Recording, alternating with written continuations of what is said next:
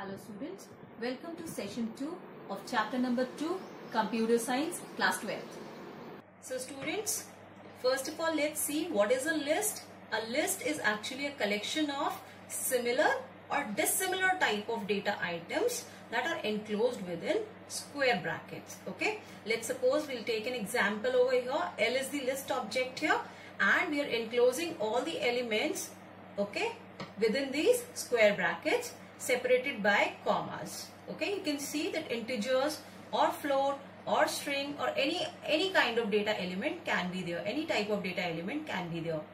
You can also, and you just see over here that the first element that is present in the list is actually at index 0.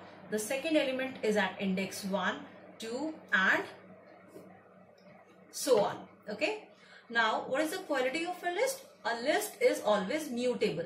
That means we can modify the elements of the list at their place.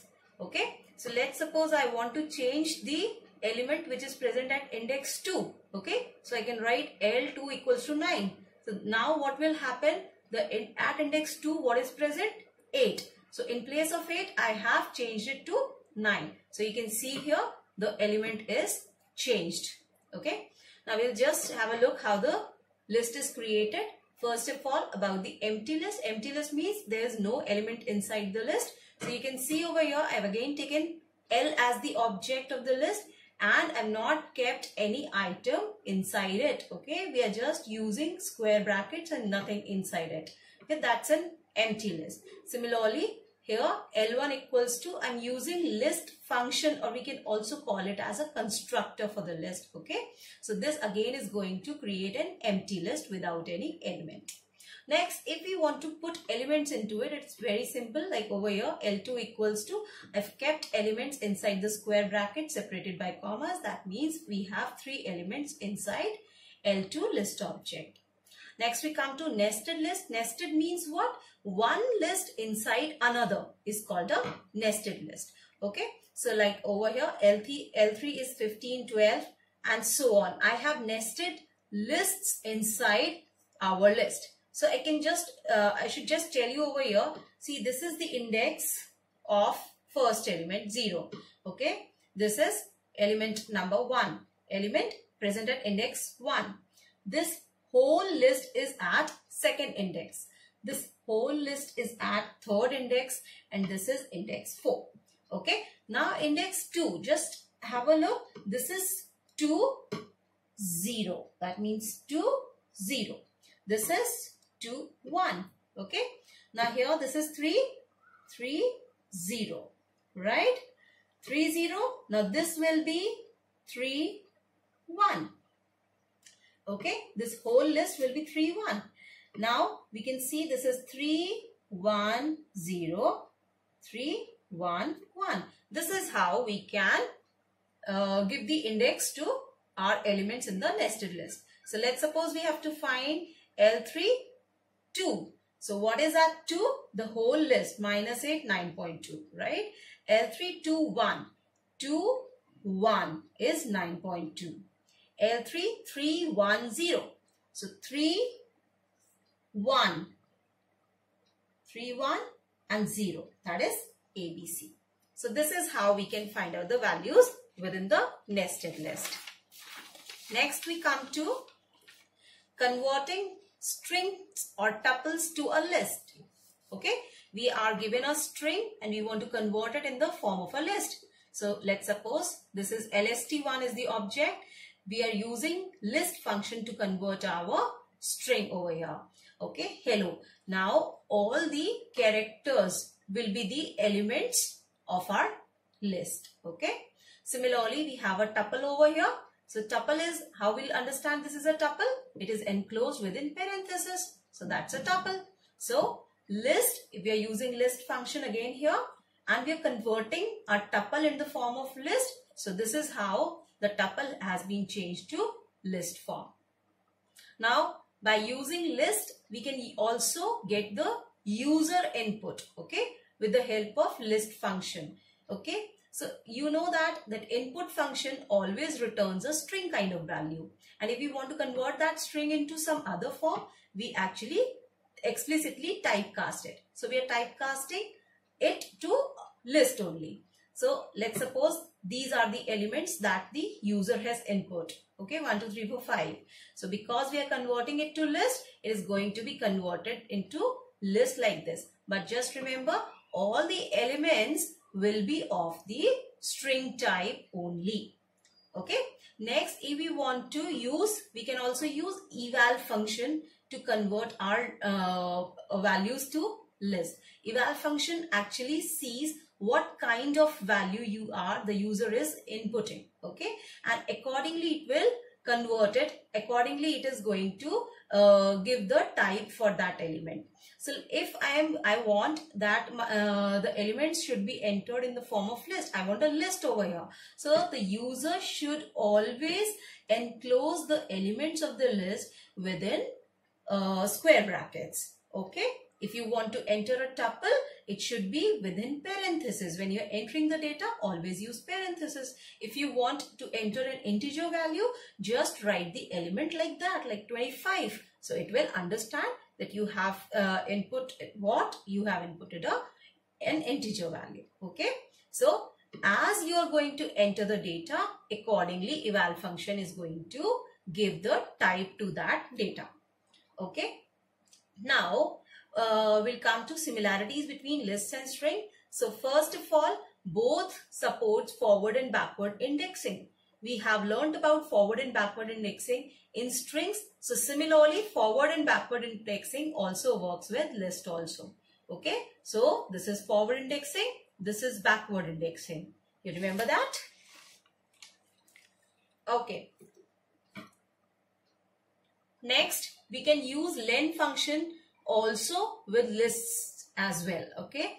So a len function actually returns the length of your string or list or tuples. So similarly over here, I have used a object of the list. Okay. And now if I'm using length of L, len function, I've kept L over here. So it is going to return me the length of this list. And what is the length? How many elements are there? 5. So this is the length of your list. Now slicing of list is also possible as we have done in strings. Okay, slicing means we are actually breaking up of our data. We just want to see few elements of our data. The list is not broken, but the thing is we just want to see few elements of our data. Okay, so this is the list over here and I want to see elements from 2 to 7. 2:7, that means from 2 to 6. Okay, so from 2, so this is 2, second element, 2, 3, 4, 5, 6. So 6 to 14 will be my list. Okay, 2 to 15, see over here how many elements are there? We have 10 elements here. Okay, so 2 to 15, so it will show you all the elements and whatever the rest element, whatever the index is given that is out of range, it is not going to give any message that we don't have any other element or whatsoever. No other message will be shown. It will just show you whatever content is there. Now if I want to see the 10th element of my list, LST 10, so you can see here that my list starts from 0, right? 4, 5, 6, 7, 8 and 9. So I have indexes from 0 to 9 and I want to see the 10th element of the list. That means the element that is present at index 10. So which is not there. So it is going to give me an error. Now if I want to see the elements, list elements from 1 to 7 with a skip value of 2. Okay. So it will start from here. 1, skip value is 2. Plus 2 is 8, then 12 and this 7th element will not be shown to me. Okay. So 4, 8 and 12 will be shown. Now what all operators will be using with our list?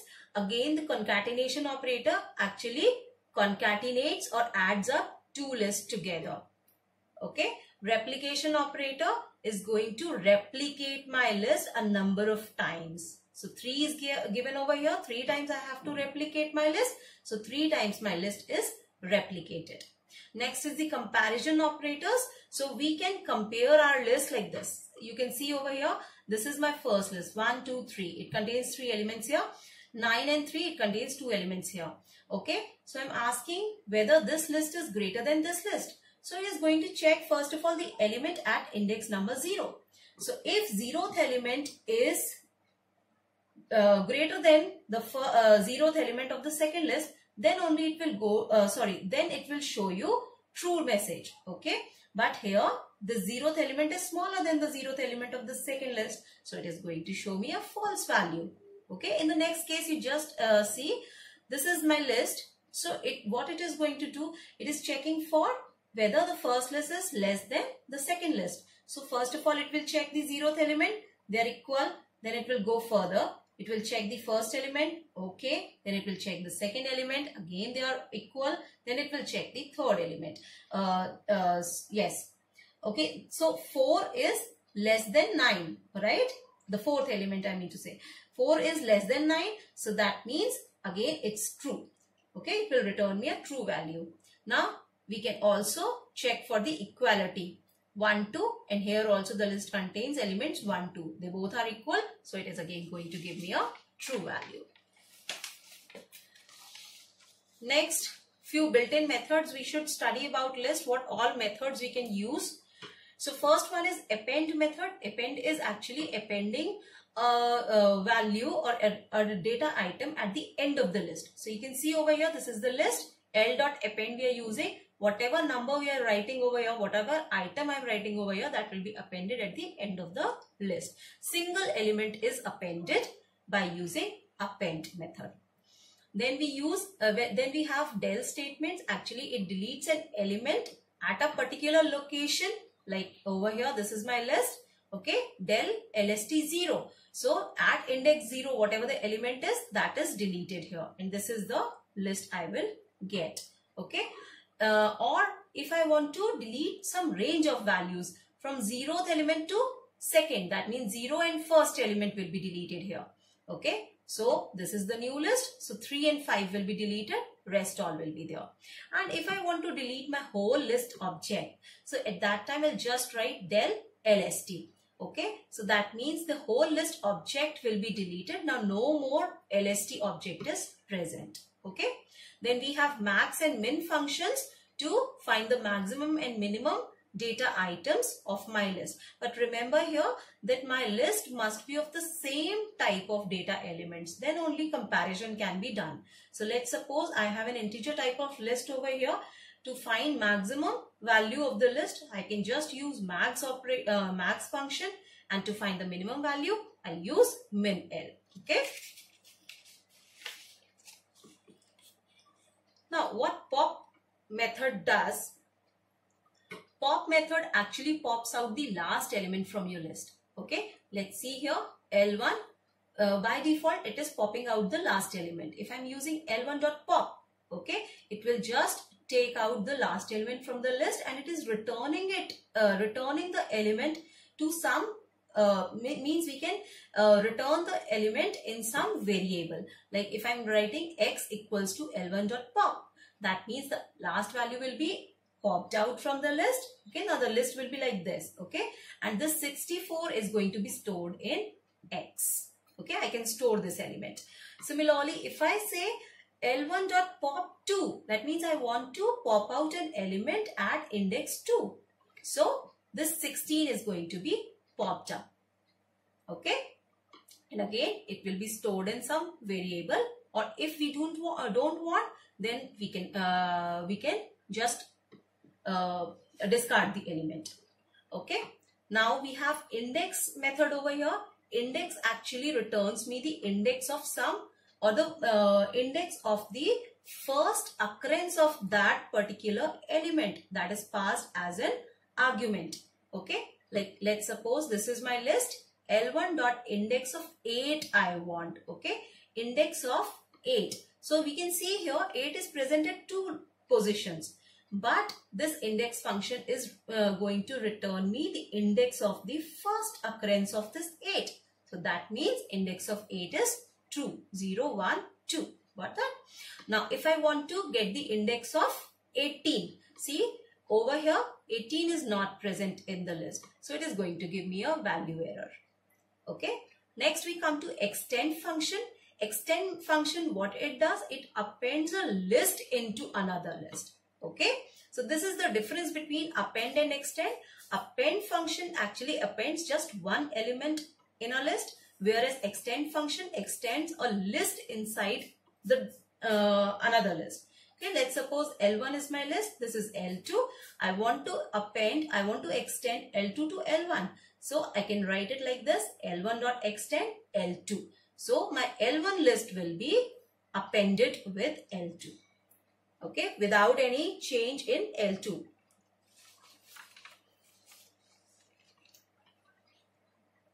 Next we come to clear method.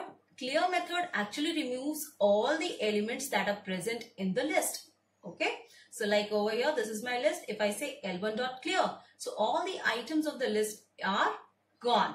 They are deleted, but the list is still there.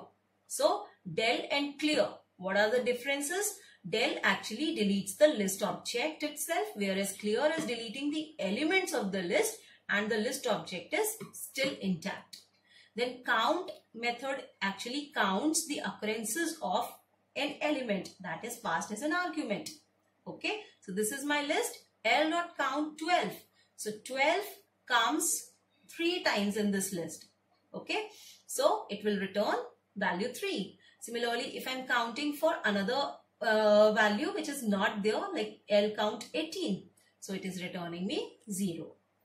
Reverse, as the name is, reverses the list. Okay, like this is my list. If I'm saying L dot reverse, it is going to reverse my list. Okay, now what is the function of sort method? Sort actually sorts my list in ascending order by default.